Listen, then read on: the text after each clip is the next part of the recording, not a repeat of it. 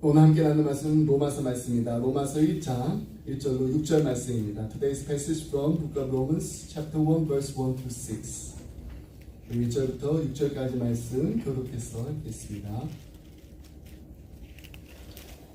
예수 그리스도의 종 바울은 사도로 부르심을 받아 하나님의 복음을 위하여 택정함을 입었습니다. 이 복음은 하나님이 사도들을 통하여 그의 아들에 관하여 성경에 미리 약속하신 것이다. 그의 아들에 관하여 말하면 육신으로는 다윗의 혈통에서 나셨고 성령의 영혼은 자들 가운데서 부활하사 능력으로 하나님 아들로 선포되셨으니 곧 우리 주 예수 그리스도이십니다. 그로 말미암아 우리가 은혜와 사도의 직분을 받아 그 이름을 위하여 모든 이방인 중에서 믿어 순종하게 하나니 너희도 그들 중에서 예수 그리스도의 것으로 부르심을 받은 자라. 아멘. 오늘 함께 읽은 로마서 말씀 아주 특별한 책이죠. 하나님께서 로마서를 통해서 얼마나 많은 사람들을 바꾸셨는지 모릅니다. 우리가 잘 아는 성 어거스틴, 그리고 종교개혁자 마틴 루터, 잔 칼빈, 잔 웨슬리를 변화시킨 성경으로도 아주 유명합니다. 독일의 수도사였던 이 마틴 루터에게는요, 해결하지 못한 아주 큰 문제가 있었어요. 수도사였습니다. 근데 해결이 안 된 문제가 바로 죄의 문제였습니다. 여러분, 이 수도원에 들어가가지고 수도하는 사람들이 죄를 지으면 얼마나 죄를 지을까요? 그런데 루터는 이 죄를 어떻게 할 것인가? 항상 고민이었어요. 그럴 때마다 사제를 찾아가지고 자신의 죄를 고백했습니다. 그래서 하도 이렇게 고해성사하니까 나중에는요, 사제가 이렇게까지 말할 정도였답니다. 다음번에 올 때는 한꺼번에 모아서 오세요. 그랬더니 마틴 루터가요, 로마서 1장 17절 말씀을 읽고서 마침내 그 의미를 확실히 깨닫게 되었습니다. 복음에는 하나님의 의가 나타나서 믿음으로 믿음에 이르게 하나님, 기록된 바 오직 의는 믿음으로 말미암아 살리라 함과 같으니라. 훗날 루터가 이렇게 고백합니다. 나는 어떻게 하면 바울의 말을 제대로 이해할 수 있을지 노심초사했는데 하나님의 의라는 표현에서 가로막히고 말았다. 그 의미를 의로우신 하나님이 불의한 자들을 공평하게 심판하신다는 뜻으로 받아들였기 때문이다. 나는 흠잡을 데 없는 수도승이지만 하나님 앞에서는 죄인이었다. 나는 의롭고 무서운 하나님을 사랑할 수 없었고 도리어 그분을 미워하며 불평하였다. 그 후 하나님이 우리에게 은혜와 자비를 베푸셔서 믿음으로 말미암아 의롭다함을 받는 것이 그분의 의라는 것을 온전히 이해하게 되었다. 나는 새롭게 태어났고 천국에 이르는 열린 문을 통과했다고 느꼈다. 나는 해내었다. 전에는 하나님의 의라는 그 표현이 싫었지만은 이제는 그것이 가장 소중하고 위안을 주는 말이 되었다. 로마서 1장에서 이 루터가 일궈낸 이 돌파구로 독일과 유럽 전역에 복음이 회복되었습니다. 종교 개혁으로까지 이어지는 역사가 일어나게 되었습니다. 또 한 사람이 더 있는데요. 잔 칼빈, 종교 개혁의 위대한 신학자, 목회자 가운데 하나인 프랑스인 잔 칼빈, 스위스 제네바에서 사역을 하고 있었는데 로마서에 대해 이렇게까지 말했습니다. 로마서는 성경 속에 깊숙이 숨겨져 있는 모든 보화들을 찾을 수 있게 해주는 입구이다. 그리스도 안에 있는 하나님의 긍휼을 통해서만 의롭게 된다는 이 복음은 오직 믿음으로만 깨달을 수 있다. 이것이 이 책의 핵심이다. 근데 이 두 종교 개혁자, 이 루터와 이 칼빈에게 큰 영향을 준 사람이 있었습니다. 같은 시대에 살았던 사람이 아니에요. 4세기에 살았던 4세기 히포, 현재는 알제리입니다. 그 히포의 주교였던 우리가 잘 아는 어거스틴. 이들이 어거스틴의 그 저술에 많은 영향을 받았는데 어거스틴 또한 이 로마서 말씀 때문에 변화된 위대한 하나님의 사람들 중에 한 사람이 있어요.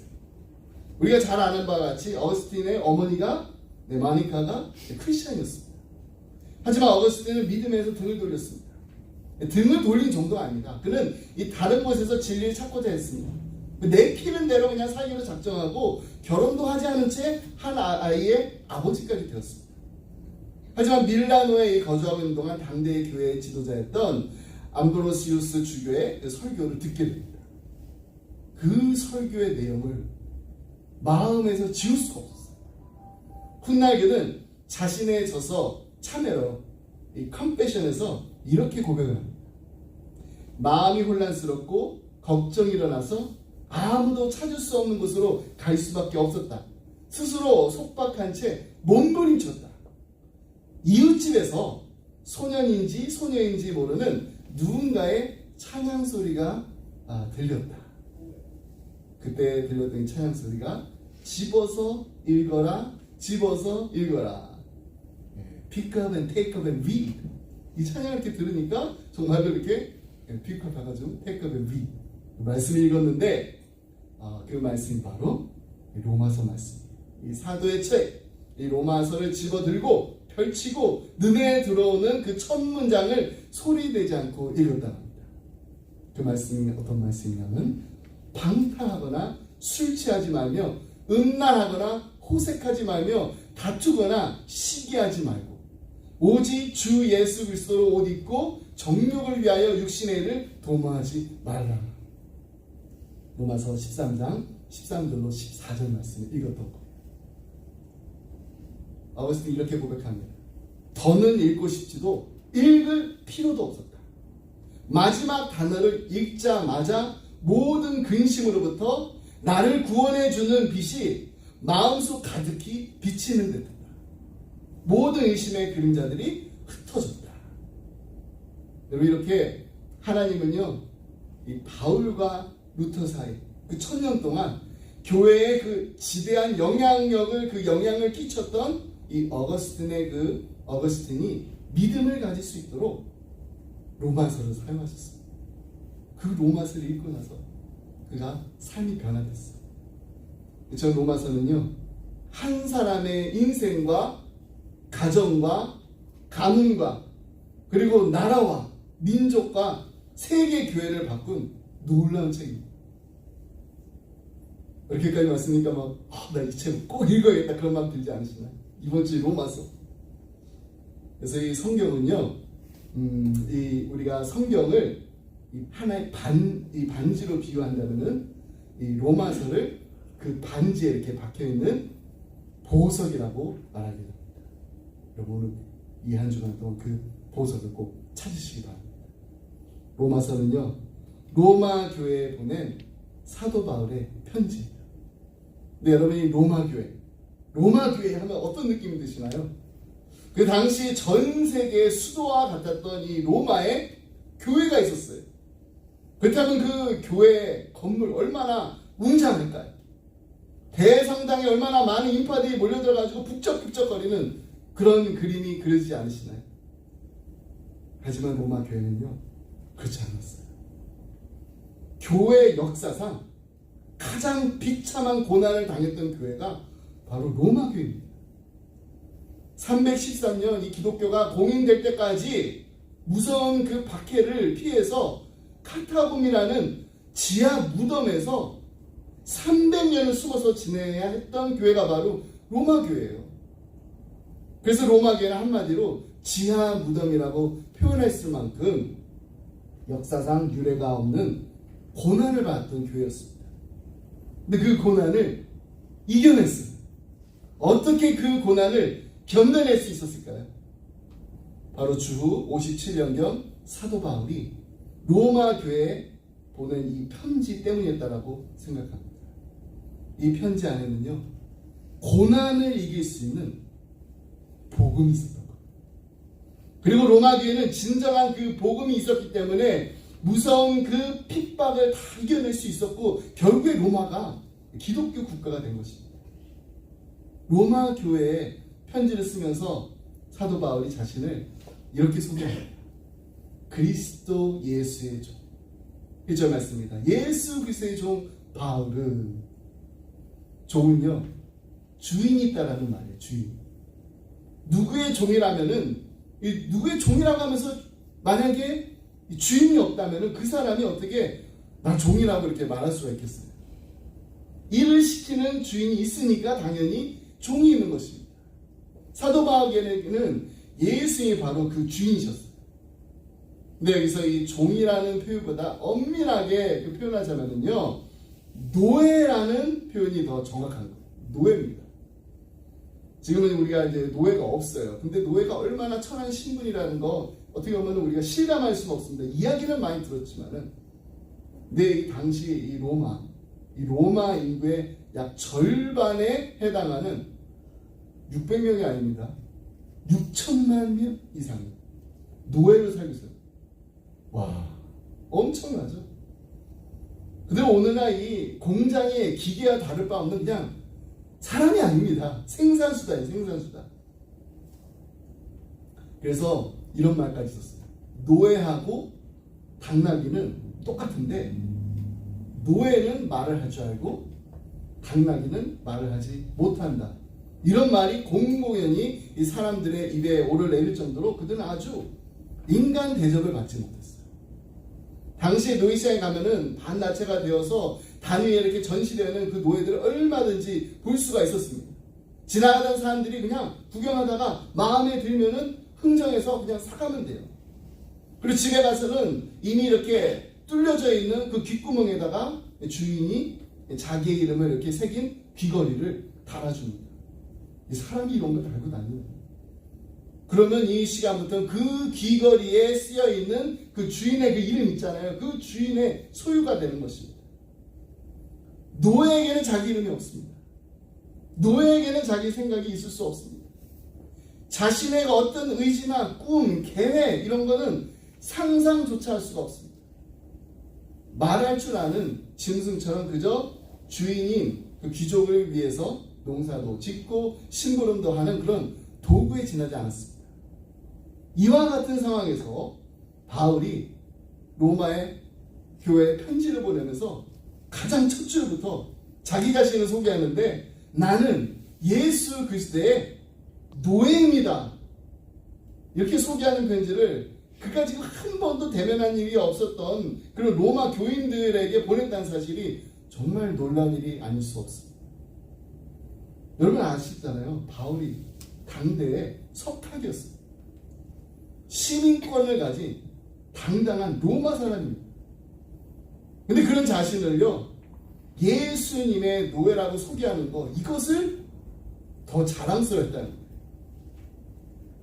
그러면서 그는 그것으로도 부족해가지고 또 한 단어를 우리에게 소개하고 있는데, 그것은 바로 아포스톨로스, 영어로 아파스, 사도입니다. 보냄을 받은 자라는 뜻입니다. 어떤 특정한 임무를 수행하기 위해서 파송된 사람을 말하는 것입니다. 사도 바울이 자신이 이 땅에 지금 존재하는 그 이유를 분명히 알고 있었습니다. 분명히 이해하고 있었습니다. 그러니까 살아있는 이유, 하나님께서 맡기신 그 임무를 수행하기 위해서였습니다. 그는 먹고 위에 산다고, 내가 꿈꾸고 내가 이루고자 하는 그 이상을 현실로 만들기 위해 산다라고 그렇게 말하지 않았습니다. 하나님께서 이 땅에 자신을 보냈는데, 이 땅에 보내셔서 자신에게 그 맡기신 그 임무를 수행하기 위해서 나는 지금 살아가고 있습니다. 이렇게 고백하고 있는 것입니다. 1절 말씀을 함께 다시 보겠습니다. 예수 그리스도의 종, 노예 바울은 사도로 부르심을 받아 하나님의 복음을 위하여 택정함을 입었으니, 택정함, 아포리조, 분리하다, 분리해서 보존하다라는 뜻입니다. 그러나 하나님이 따로 세우셨어요. 보존하고 분리되었습니다. 무엇 때문에? 무엇을 위해서? 바로 복음을 위해서입니다. 복음을 위해서. 한마디로 그는 자신이 누구인지를 명확히 알고 있었던 것입니다. 누군가 그에게 당신 왜 살고 있나요? 당신의 삶의 목적이 무엇입니까? 이렇게 물으면은 그는 분명히 이렇게 대답할 것입니다. 나는 하나님의 복음을 전하기 위해서 삽니다. 나는 하나님의 종입니다. 하나님이 보내신 대사입니다. 복음 전파를 위해 따로 보존된 사람입니다. 하나님이 저를 따로 이렇게 세우셨어요. 하나님은 로마서를 기록한 사도 바울의 인생을 조명하셔서 세상을 변화시키는 그 사람, 자신의 사명을 아는 사람이라고 말씀하십니다. 그렇습니다. 하나님께 온전히 헌신된 사람이요 세상을 변화시킬 수 있어요. 근데 어쩌다 오늘날의 교회 공동체가 세상을 변화시키기는커녕 오히려 세상의 지탄을 받는 집단으로 전락하고 말았습니다. 그 이유는 오직 하나님입니다. 바로 하나님께 자신의 삶을 전심으로 드리는 사람이 없기 때문입니다. 우리가 세상을 변화시키고 우리 자녀들과 우리 자녀들의 자녀들에게 정말 놀라운 선물을 하고 싶다라면은 먼저 우리가 하나님께 우리 자신을 드려야 됩니다. 부분적으로 그냥 이만큼만 드리는 게 아니라 온전하게 모든 것을 하나님 앞에 드릴 때 하나님 나라의 거룩한 목적이 우리의 삶의 넘버원이 될 때 하나님께서는 우리를 들어 세상을 변화시키는 사도 바울과 같은 하나님께서 기뻐하시는 종으로 하나님께 또 기쁨을 드리는 종으로 우리를 사용할 줄 믿습니다. 그러기 위해서 우리가 먼저 우리가 변화되지 않고서 어떻게 세상을 변화시키는 하나님의 도구로 쓰임을 받을 수가 있겠습니까? 근데 우리가 어떻게 하면은 변화될 수 있을까요? 어떻게 새 사람이 될 수 있을까요? 죄의 용서를 받았다는 거, 이것을 믿으면 다 되는 것인가요? 여러분, 우리는요 죄의 용서 받은 것을 다 믿고 있어요. 그래서 우리를 God's forgiven people이라고 하잖아요. 하나님의 용서를 받은 자들입니다. 그런데도 우리는 여전히 가정에 다툼이 있습니다. 여전히 우리 아이들에게는 성질을 부립니다. 여전히 우리의 삶에는 은밀한 죄를 짓고 살아가고 있습니다. 우리가 죄 용서 받는 것을 믿지 못해서 그렇게 사는 게 아니에요. 분명 믿어요. 우리 죄 용서 받았다. 우리가 복음을 교리적인 어떤 지식적으로만 알고 있기 때문에 우리가 정말 바꾸고 싶지만은 우리의 성질 하나도 제대로 바꾸지 못하고 있는 것입니다. 어떻게 사람이 변할 수가 있나요? 어떻게 제가 변할 수 있을까요? 우리 안에 예수 그리스도가 오셨어요. 예수님을 바라보고 살아갈 때 우리가 변할 수 있는 것입니다. 그래서 사도 바울은요 복음이 무엇인지를 2절부터 4절까지 아주 명확하게 이야기합니다. 이 복음은 하나님이 선지자들을 통하여 그의 아들에 관하여 성경에 미리 약속하신 것이라. 그의 아들에 관하여 말하면 육신으로는 다윗의 혈통에서 나셨고 성결의 영으로는 죽은 자들 가운데서 부활하사 능력으로 하나님의 아들로 선포되셨으니 곧 우리 주 예수 그리스도시다. 바울이 확인한 하나님의 복음은 바로 예수 그리스도십니다. 복음의 중심에는 예수님이 있습니다. 복음은 개념이 아닙니다. 복음은 한 분에 관한 것입니다. 바로 우리가 아니라 예수 그리스도. 복음이 근본적으로 우리의 인생과 우리의 꿈, 우리의 희망에 대한 메시지가 아니라는 것을 우리가 이해하게 될 때 결코 복음을 제대로 알 수가 없는 겁니다. 복음은요 우리에 대해서 말한 것이 아닙니다. 우리와 같은 육신의 몸을 가지고 이 땅에 오신 예수님, 그 하나님의 아들에 관한 선포이기 때문에 우리 인생의 꿈과 우리 인생의 희망이 그래서 새로워지는 거예요. 종교 개혁을 일으킨 이 루터와 칼빈 이 둘 다 이 확신의 자소 외쳤던 것처럼 하나님의 복음은 하나님에 의해 선포했던 것입니다. 하나님의 완전하심과 하나님의 거룩하심이 예수 그리스도의 삶과 죽음 안에서 나타났으며 그 완전하심이 예수 그리스도의 삶과 죽음을 통해 우리에게 거저 주시는 선물로 주어졌다는 거예요. 이것이 바로 로마서가 말하는 복음입니다. 내가 언한 게 아니라 취입한 게 아니라 리시브한 거예요.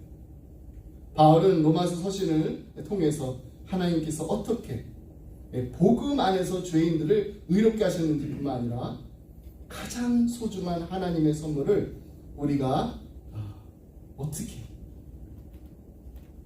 누릴 수 있는지, 우리 인생을 살면서 어떻게 그 축복을 누릴 수 있는지 말해주고 있어요. 복음이 우리의 행위와 인격까지 어떻게 근본적인 변화를 일으키는지에 대해서 강조하고 있는 것입니다. 때때로 화가 나도, 유혹을 받아도 막 옛 성질이 다시 이렇게 막 올라와도 주 예수님과 나와 함께 하신다는 것을 우리가 분명히 알고 믿는다면, 그리고 주님만을 우리가 바라본다면 어떻게 우리가 육신대로 살 수가 있을까요? 복음은요, 임마누엘이신 주님, God with us, 그 주님을 정말 믿게 될 때 나는 죽고 예수로 살 때 복음이 되는 것입니다. 여러분, 우리의 삶이 바뀌는 데는요, 두 가지 유형이 있다고 그래요. 우리 주변의 환경과 역경과 또 이렇게 사람들이 바뀌게 되면은 우리의 삶이 바뀝니다. 또 다른 변화 하나는요, 바로 우리의 마음이 완전히 뒤집어질 때, 그때 삶이 바뀌는 것입니다. 근데 복음이 우리의 내면을 완전히 뒤집어 놓습니다. 완전히 변화시킵니다.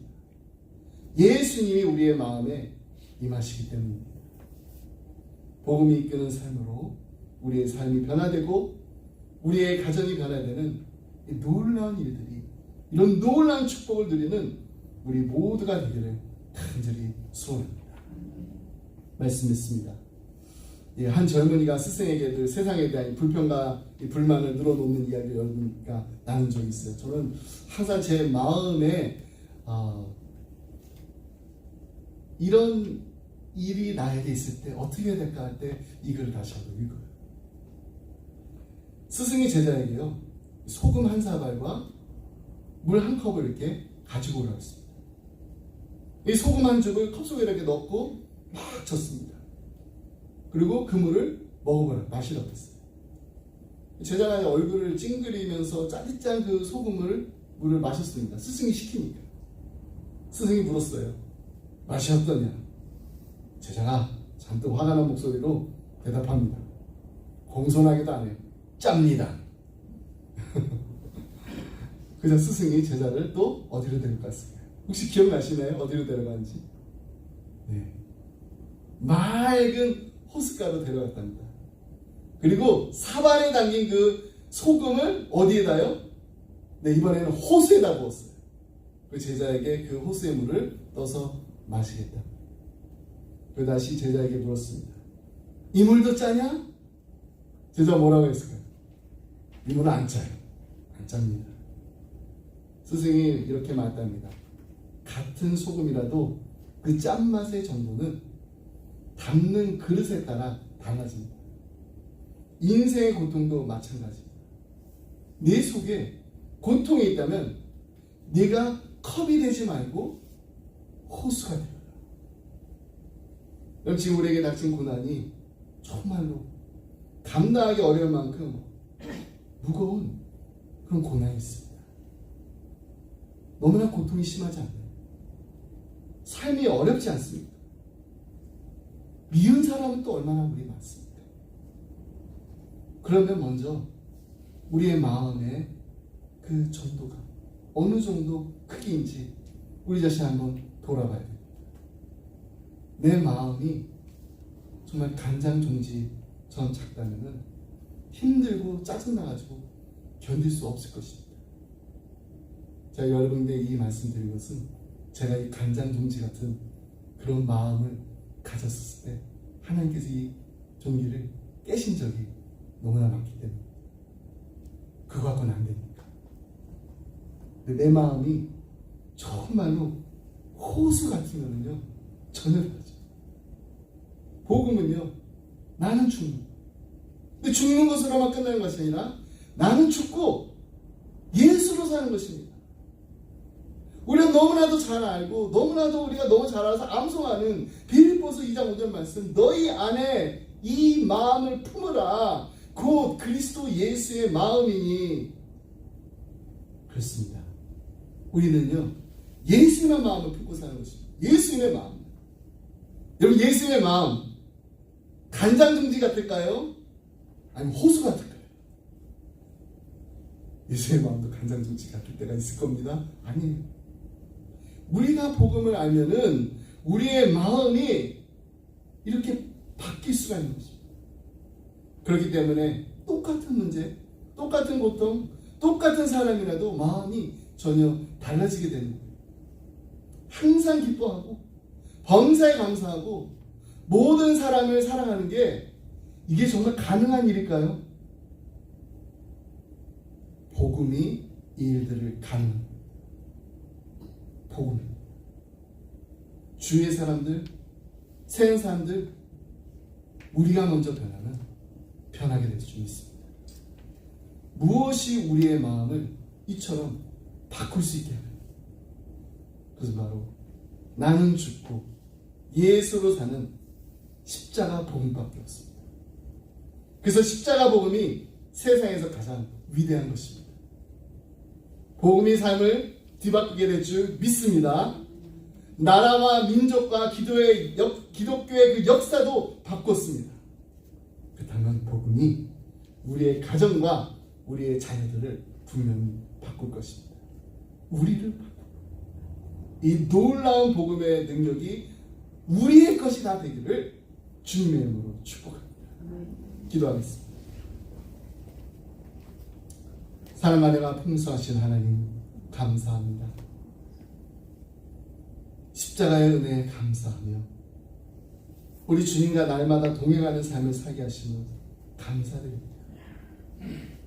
주님의 마음을 본받는 우리가 모두 될 수 있도록 내가 죽고 예수로 사는 복음이 이끄는 우리의 가정, 우리 교회가 되게 하여 주옵소서. 그래서 우리 모두가 하나님 보시기에 아름다운 믿음의 공동체 안에서도 덕을 세우고 칭찬을 받는, 그리고 무엇보다도 세상 사람들에게도 부러움을 살 만한 믿음의 명과 은혜의 공동체가 되게 하여 주옵소서. 하나님, 이 시간 사랑하는 우리 자녀들을 위해서 기도합니다. 늘 정말 사도 바울과 같이 예수님의 종으로서 이 땅을 살아가게 하여 주옵소서. 주님이 원하시고 주님이 기뻐하시는 일을 하는 것이 이들의 인생에 가장 큰 기쁨이 되게 하여 주옵소서.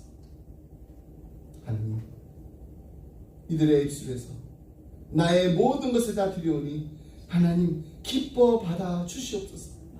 하나님 보시기에 아름다운 인생이 다 되게 하여 주옵소서. 이 모든 말씀 우리를 사랑하사 자기 몸을 버리신 하나님의 아들 예수 그리스도의 이름으로 기도드립니다. 아멘. 아멘. 다 같이 하늘에서 함께 주기도 하겠습니다.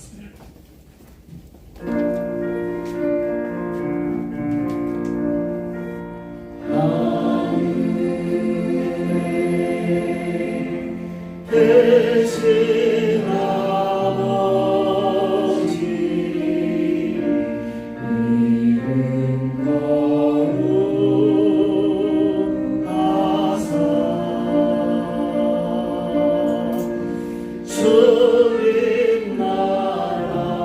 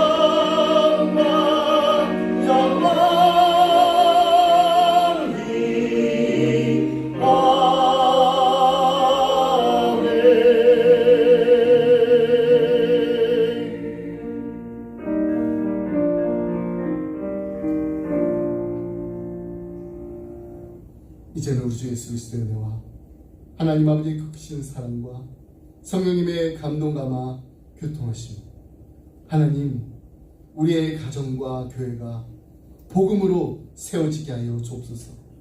사랑하는 자녀들이 바울처럼 주님의 종으로 살아가게 하시고 주님이 기뻐하신 일을 하는 것이 가장 큰 기쁨이 되게 하여 주옵소서. 간절한 마음을 기도하며 주님만 바라보며 주님만 의지하는 사랑하는 성도님들과 가정과 생활, 주님의 몸된 교회를 지금부터 영원토록 함께 하시길 간절히 축원하옵나이다. 아멘.